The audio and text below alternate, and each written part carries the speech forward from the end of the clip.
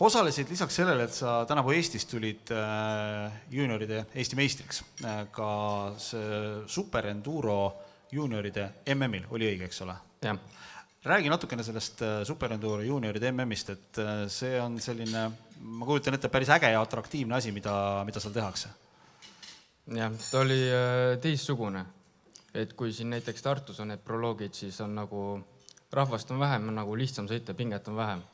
Aga seal on sisehallis, seal on rahvast on, kui ma eksi, siis oli kuni 12 000, siis näär on ikka päris korralik seal. No ma kujutan ette, et kõik seal kisavad ja karjuvad ja see, vaatamata sellele, et seda müra on, sa ilmselt kuuled seda päris hästi. Jah. Räägi oma sellest aastast Eestis, et mis sa nagu ise esile tõstaksid, et mis olid sellised ägedad asjad?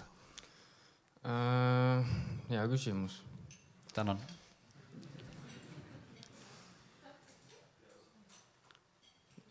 Ma ei teagi nagu...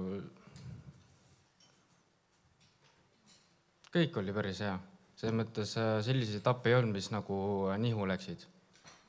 Sa käisid ka Soomes sõitmas. Jah. Soomes seal oli selline hard enduro, eks ole, kus sa, kas sa olid kokkuvõttes 5, eks? Kokkuvõttes olin jah 5. Kokkuvõttes 5. Natukene sellest ka, et kas see on natukene nagu erinev ikkagi sellest, mida sa siin Eestis oled sõitnud? Jah, see on erinev. Seal on selline mägedes selline kivide peal sõitmine.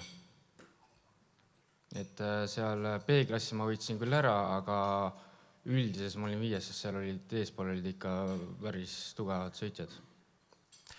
Kui sa nüüd mõtled siin järgnevate aastate peale, et kuhu sa ise tahaksid jõuda, mis tulemusi saavutada, Eesti meistritiitel juuniorites on käes, varsti siin tahad võib-olla täiskasvanutele õla peale ka koputama hakata? Jah, aga peamine eesmärk oleks mul MM-il vähemalt top 5 sisse sõita. Nüüd millisel MM-il täpselt? Junioritel. Juniorite MM-il? Superenduros.